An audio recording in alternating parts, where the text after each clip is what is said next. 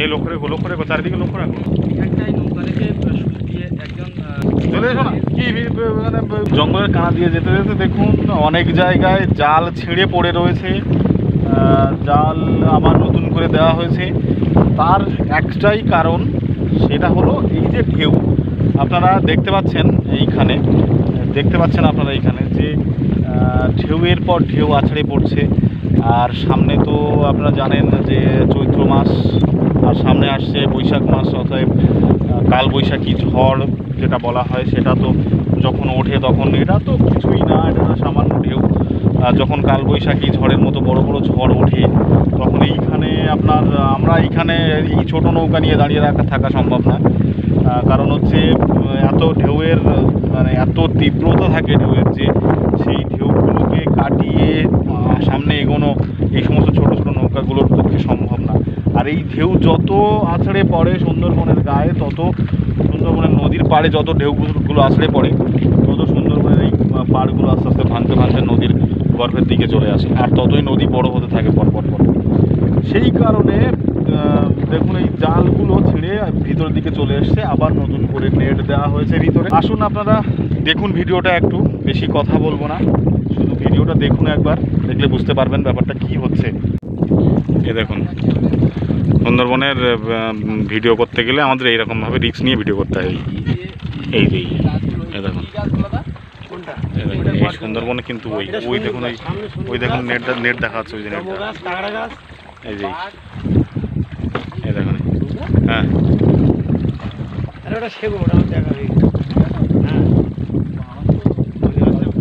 কি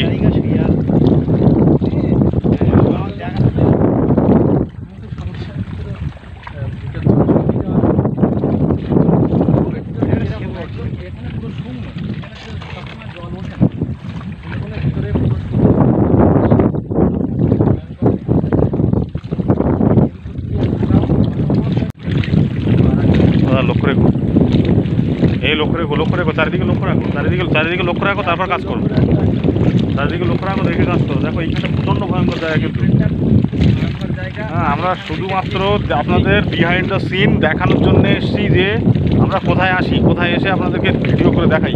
হ্যাঁ, শুধুমাত্র ইউটিউবে শুধু অনেকে অনেক কথা বলে যে পয়সা ইনকাম করছে, এই করছে সেই করছে, কিন্তু এসব কিছু না। এগুলো জাস্ট মানুষের খুব অনেক দূরের মানুষের কাছে পৌঁছে দেওয়ার জিনিস, যে কি কি ঘটে সুন্দরবনে, কি হতে পারে সুন্দরবনে। তো রাহুল চলে এসো, ওখান থেকে বেরিয়ে এসো।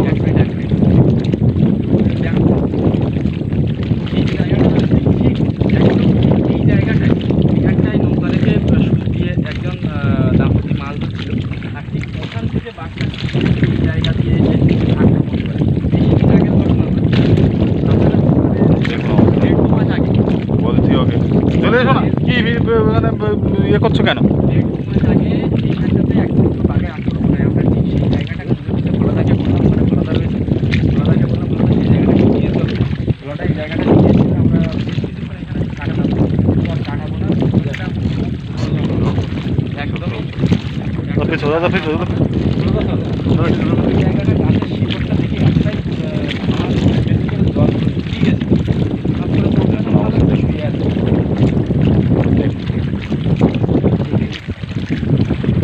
তো বন্ধুরা, আমরা এখান থেকে বেরিয়ে যাব। এইভাবে আমাদের ভিডিও নিতে হয়।